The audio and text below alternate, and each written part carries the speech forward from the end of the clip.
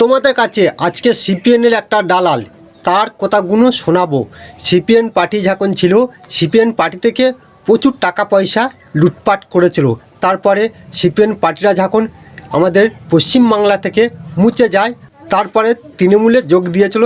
তৃণমূল থেকে চুরি করতেলো, চুরি করার পরে তৃণমূলের পার্টির নেতারা বা মুখ্যমন্ত্রী মমতাদি লাত্তি মেরে বার করে দেয়। সে এখন যে অন্য পার্টি গেছে।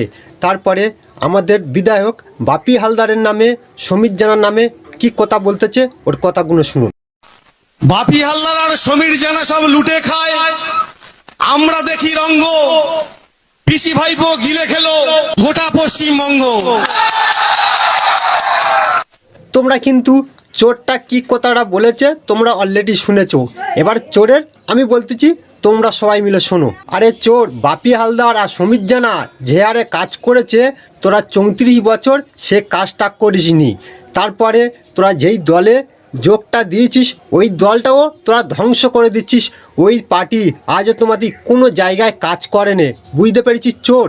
আর চোরের কথা শোনার আমাদেরও ইচ্ছা নেই। তাই বলছি বন্ধুরা, ভিডিওটা ভালো লাগলে ভিডিওটা শেয়ার করে দেবেন।